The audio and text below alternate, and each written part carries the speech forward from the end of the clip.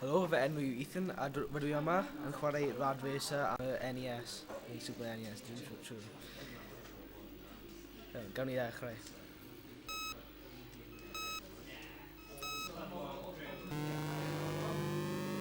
Y peth gyntaf gall chi weld yw fod y ffiseg i gyd y gêm. Mae'n gwahanol i beth dwi'n arfer gyda gemau newydd, wrth gwrs. Beth fel y Gran Turismos neu rhywbeth. Forces, y Gran Turismos, na Need for Speeds.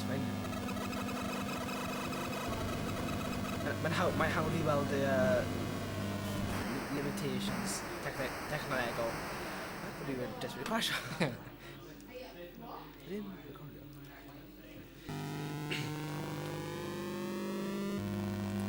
Mae controls i gyd yn eitha syml iawn i gymharu yn ei gyfer gemau newydd nawr. Dim ond 3 buttons iawn i basgu.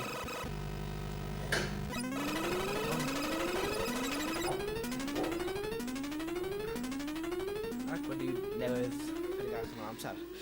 So, beth ydych chi'n meddwl yw'r gêm yn edrych? Wrth gwrs, mae'n edrych fel game retro gyda pixels amlwg iawn.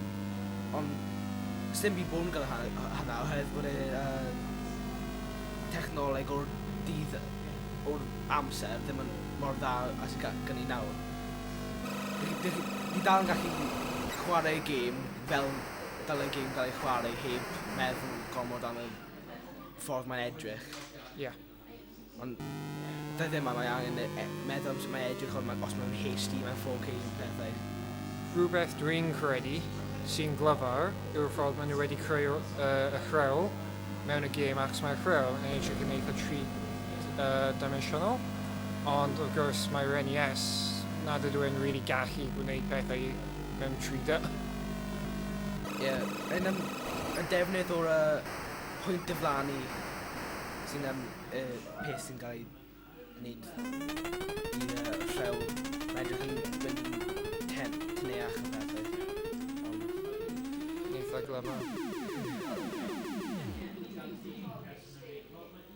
Ddim yn ffôl, a mae cael tro, eitha dda. So, i goelan, beth ydych chi'n feddwl am y experience i gyd o'r chwarae gêm?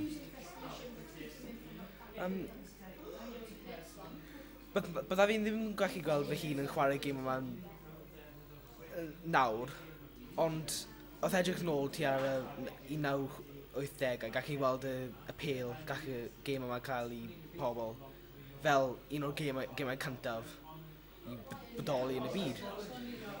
Ond sa'n credu bod yn gêm yn enwedig i fi. I dweud y gwir. Mae'r demo yn edrych bod yn cael issue yn chwarae ei hunain.